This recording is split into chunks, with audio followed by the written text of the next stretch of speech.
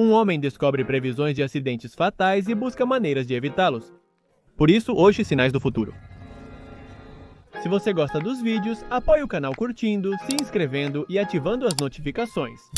É gratuito e me ajuda a continuar evoluindo. Agora sim, vamos começar. Em 1959, uma escola tem uma cerimônia de inauguração. Para comemorar, alunos devem fazer desenhos de como se veem no futuro para colocar em uma cápsula do tempo. Aqui conhecemos Lucinda, uma garota peculiar que, ao invés de desenhar, preencheu toda a folha com números. Quando chega o dia da inauguração e enterram a cápsula do tempo, tudo sai como planejado, até que uma professora percebe que Lucinda não está lá. Começam a procurá-la por toda a escola, mas no final parece que ela mesma se escondeu. Ela ouve vozes em sua mente que se tornaram insuportáveis. Agora vamos para um Nicolas Cage de 2009 interpretando um astrônomo chamado John. Esse cara perdeu a esposa em um acidente que aconteceu há alguns anos, por isso teve que cuidar sozinho do filho, que se chama Caleb. E um detalhe importante é que o menino tem um problema auditivo, o que faz com que ele precise usar aparelhos para ouvir bem. Caleb estuda na escola que está comemorando seu 50º aniversário com uma cerimônia.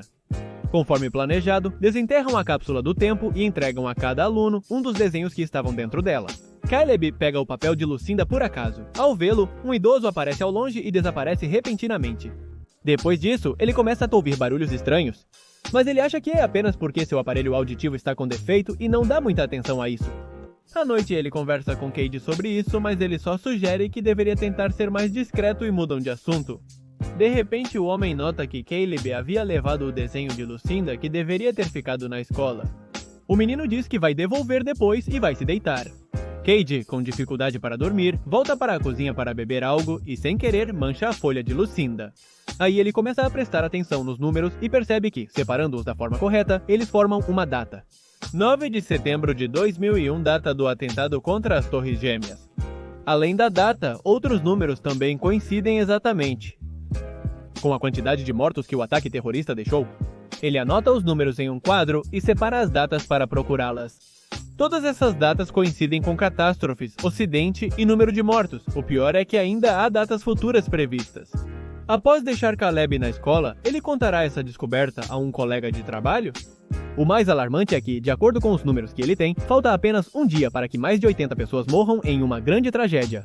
Mesmo com Cade mostrando que até o acidente fatal da esposa estava anotado. O amigo dele não acredita, achando que ele pode estar sendo afetado pela perda da mulher amada. Sem ninguém para contar sua história, o protagonista decide procurar a professora de Lucinda para perguntar sobre a menina. A mulher, que agora é uma idosa, fala com ele sobre a menina, e diz que ela era a única das alunas que não parecia animada com o assunto da cápsula do tempo. Por isso ela se escondeu durante a cerimônia. E quando Nicolas Cage pergunta se sabe onde Lucinda mora agora, a velha diz que infelizmente a garota morreu há alguns anos. Ao voltar para casa, ele tenta contatar os responsáveis por desenterrar a cápsula do tempo. Mas eles precisam encerrar a ligação porque vê que alguns homens em um carro suspeito estão se aproximando de Caleb. Mas quando ele sai para perguntar ao filho quem eram, o menino só diz que lhe deram uma pedra. Depois, ele retorna para casa para continuar investigando a morte dos Indas. No meio da sua busca, sua irmã Grace o interrompe e eles discutem porque Cage se recusa a ligar para o pai. Naquela noite, ele assiste televisão buscando uma notícia que coincida com o número de mortos escrito no papel. Mas apesar de terem ocorrido alguns acidentes, nenhum deles deixou mortos, então ele acaba adormecendo no sofá. Mais tarde, ele é acordado pela ligação do filho pedindo para buscá-lo na escola. No caminho, uma tempestade parece causar acúmulo de carros na rodovia. Enquanto espera para poder avançar, ele liga o sistema de posicionamento global do carro e percebe que o aparelho mostra as coordenadas do local onde ele está. Mas o estranho é que ele já tinha visto esses números em algum lugar. Ele revisa o papel novamente e nota números que não sabia o significado durante todo esse tempo. Mas eram os locais dos acidentes. Será que justamente nessa rodovia vai acontecer alguma coisa? Ele sai do carro ao ver que já ocorreu um acidente e pergunta se houve mortos, mas lhe dizem que não.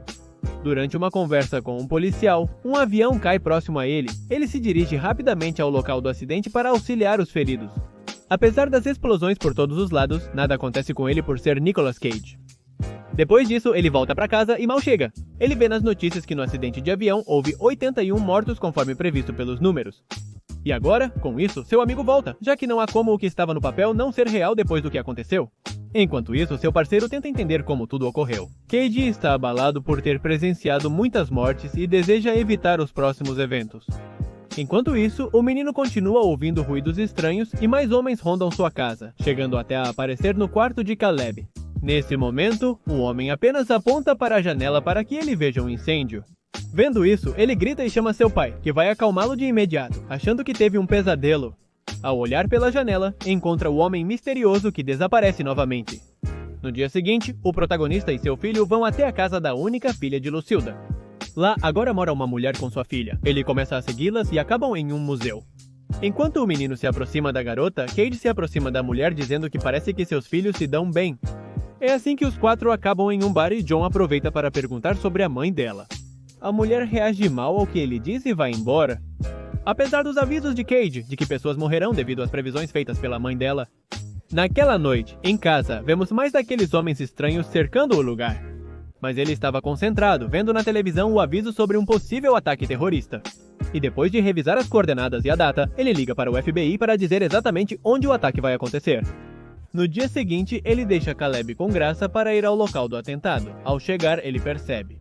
O FBI ignorou seu pedido para impedir a entrada de pessoas no local do atentado. Em vez disso, montaram uma operação para capturá-lo.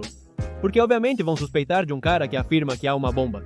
Para fugir, ele entra no metrô e nota um homem muito suspeito. Quando o homem percebe que está sendo observado, tenta fugir de John. Ele entra em um trem e a polícia chega. Eles auxiliam John a prender o sujeito, mas ele era apenas um ladrão que não queria ser capturado. Nesse instante, as portas do trem se fecham e outro trem muda de trajeto, resultando em uma colisão que causa um grande desastre. Mas nosso protagonista sai ileso. Percebendo sua impotência, ele retorna para casa onde Diana, filha de Lucilda, o aguardava.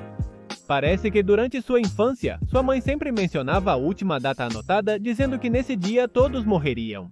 Em seguida, eles vão à antiga casa de Diana buscar algo que os ajude a evitar os acidentes. Eles encontram vários itens relacionados à Bíblia, além de pedras semelhantes às que haviam dado ao filho dela. Enquanto as crianças dormiam nas caminhonetes esperando seus pais, vários homens apareceram dizendo para elas irem com eles. A menina abre a porta, mas Caleb começa a buzinar na caminhonete para chamar seu pai.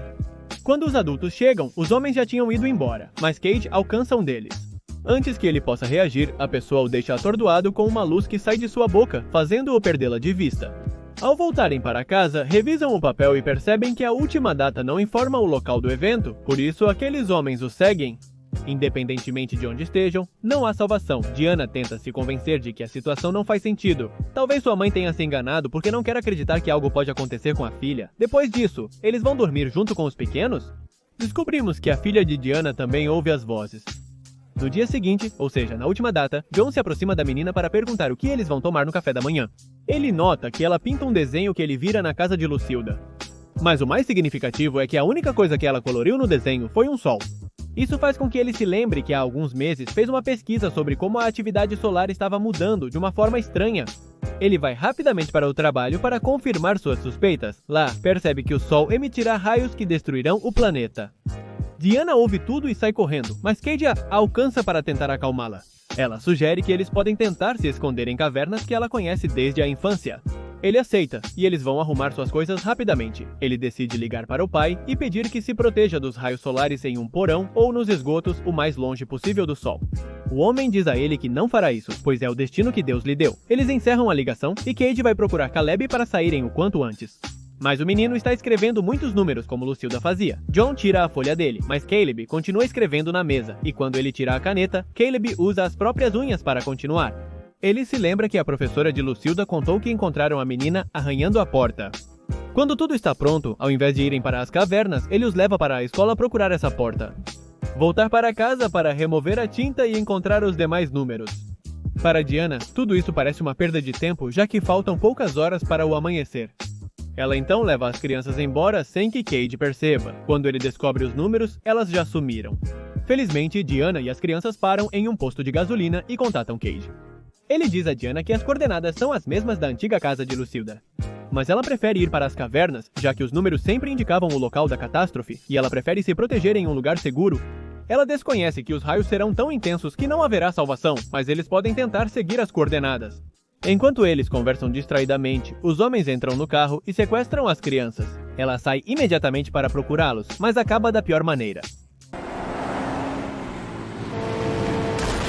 Enquanto isso, João vai até o posto de gasolina para procurá-los, e quando pergunta por eles? Ao perguntar por Diana, o encarregado do posto explica o ocorrido e seu paradeiro.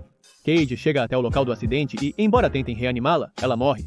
Ele vai procurar seu filho e, após um tempo, consegue encontrá-los perto de uma floresta.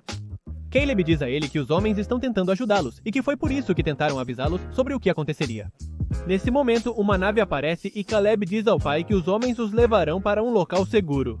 Mas quando o menino tenta levar Cade, um dos homens diz que só os escolhidos podem ir. Apesar de John querer ficar com o filho, ele sabe que para o menino se salvar, precisa ir com os outros homens.